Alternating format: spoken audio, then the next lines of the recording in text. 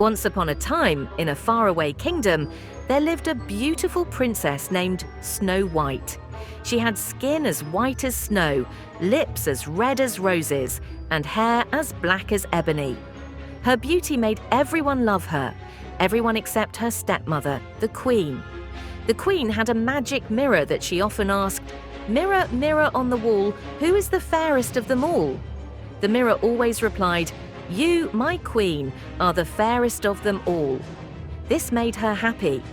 But one day, the mirror said something different. "Snow White is the fairest of them all."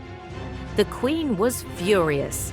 Jealousy filled her heart, and she decided to get rid of Snow White.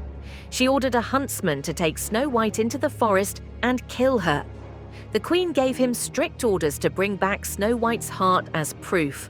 But when the huntsman led Snow White into the woods, he saw her kind and innocent eyes.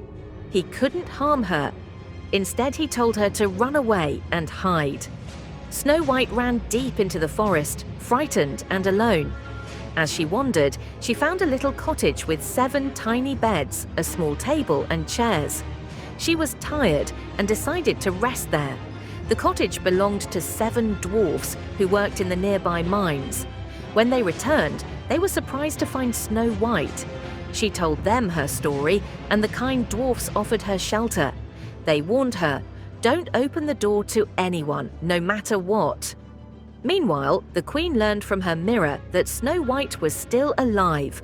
Disguising herself as an old woman, she went to the cottage with a poisoned apple. When Snow White answered the door, the old woman smiled sweetly and said, "Take this apple, my dear. It will make your dreams come true." Snow White hesitated, but the apple looked so delicious.